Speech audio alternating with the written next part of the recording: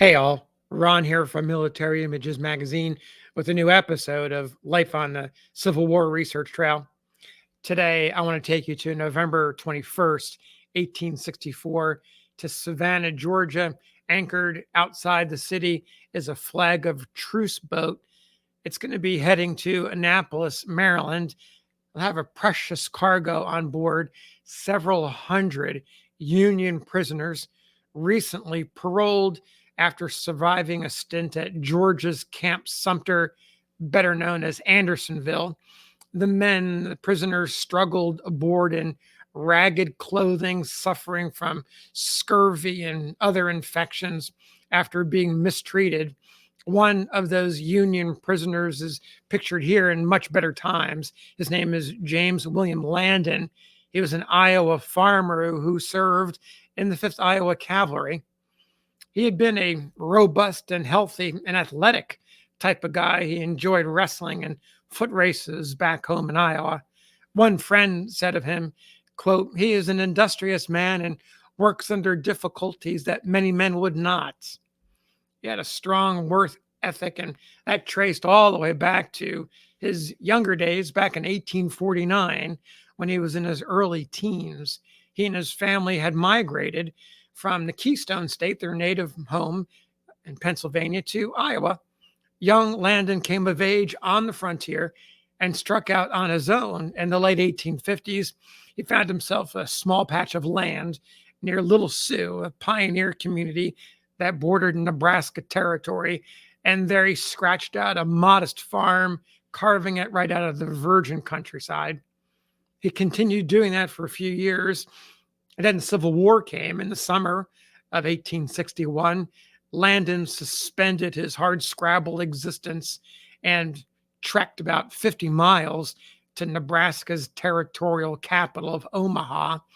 There he traded his pitchfork for a saber when he enlisted in a cavalry battalion known as the Curtis Horse, probably named for Samuel R. Curtis, a bewhiskered West Pointer and an Iowa transplant who was in command of the Army of the Southwest. The Curtis Horse became part of the 5th Iowa Cavalry in 1862. The regiment participated in numerous operations in the Western Theater, including the Atlanta campaign in the summer of 1864. In late July, 2 columns of Union cavalry, thousands of them, moved to destroy a rebel-held railroad that headed to Macon, Georgia. If they were able to accomplish this mission, they'd cut off an essential supply route that would cause problems for Confederate General John B. Hood's army in Atlanta and possibly force them to evacuate the city. It was a big gamble by the Union forces. One of those columns was commanded by Major General George Stoneman. He disobeyed orders and took off for Andersonville on a noble mission to liberate the Union prisoners. But Stoneman and a number of his men were captured before they reached their goal. The second column, led by Brigadier General Edward McCook, headed out on the mission oblivious of Stoneman's abrupt change of plan. Landon was with McCook's column. He and his comrades scored an initial success after they had ripped up several miles of railroad and telegraph lines and destroyed some of those scarce enemy supplies. But after Stoneman's column failed to show up at a prearranged rendezvous, McCook became a little bit nervous and decided to err on the side of caution and turn the troopers back. On July 30th, rebel cavalry attacked McCook near Noonan at a place called Brown's Mill. McCook believed he had been surrounded and ordered his men to cut their way out as best they could, basically every trooper for himself. Landon remembered what happened. He wrote about it. He said, "We charged through the enemy's lines and were pursued to the Chattahoochee River about 20 miles away that night. About daylight the next morning, the Johnnies charged us and drove us into the river, some with horses and some without horses. There was a small boat in which we transported a few saddles and guns. Meanwhile, chaos reigned as the blue cavalrymen scattered. Landon was in severe trouble. He had no choice but to swim the Chattahoochee with his comrades, and they made it across and took cover a couple hundred yards away from the river bank. He was with his captain at that point, who detailed him and three others to return to the river and sink the boat so that the Confederates wouldn't use it. Landon and his comrades accomplished the mission under fire, but Landon became separated from the detail due to all the action, and he fell in with two other men from the regiment. These three guys struggled to get to safety. They became completely separated. And Landon says, during the daytime, we hid in the brush and swamps, and during the night, we would travel. About 5 days of this kind of retreat elapsed when I was wounded by a rebel. We were crossing over a ridge, pursued by four men in rebel uniform.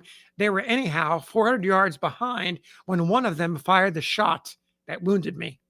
Though we knew that the enemy was after us, we did not know that they were so close until the report of the gun was heard. The bullet, in fact, had entered Landon's left thigh. He recalled, I fell, but got up right away and ran with my comrades.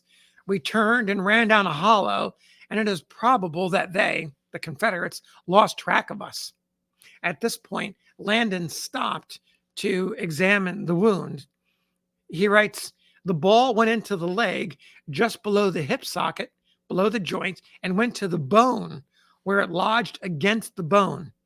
About 2 hours after I was shot, I took the ball out myself. I could feel the ball close to the surface, and I took the ball out by sticking the point of my knife in it and prying on it.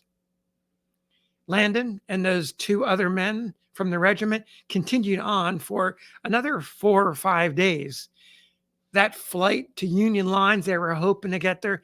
They came so close, it ended early one morning as they crossed a road.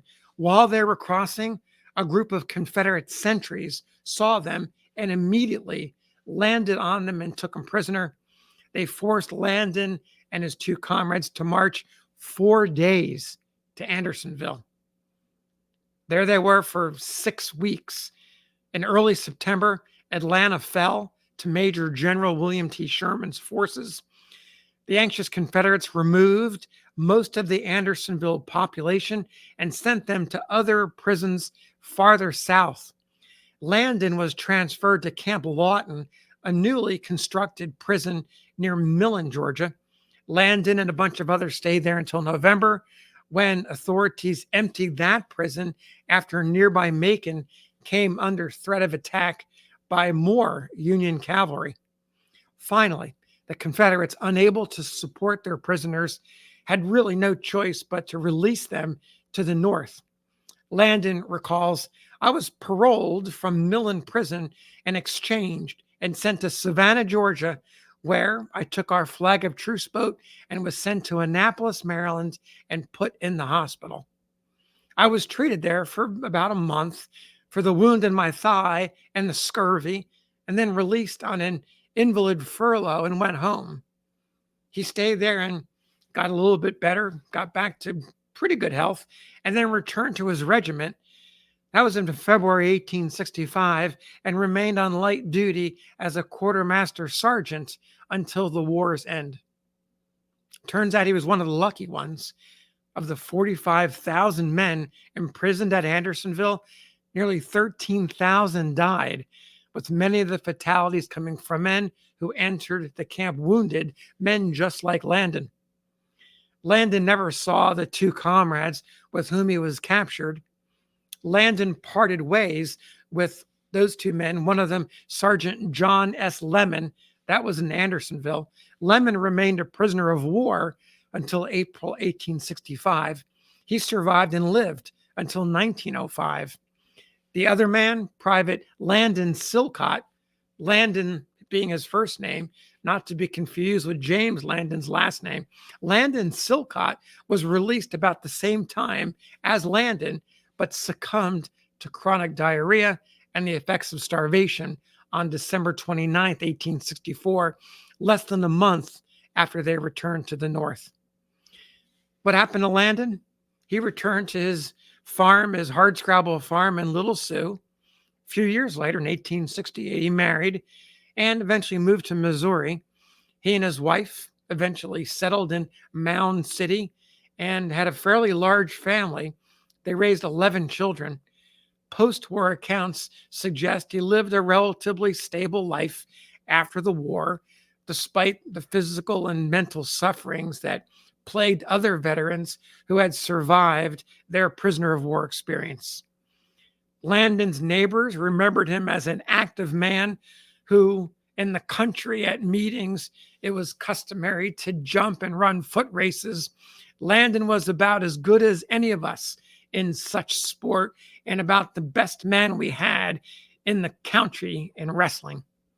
Landon died in 1921 at age 83, having outlived his wife and several children. So there you had the story of James Landon, 5th Iowa Cavalry, and his survival at Andersonville. Thanks for listening. We'll see you on the next episode of Life on the Civil War Research Trail.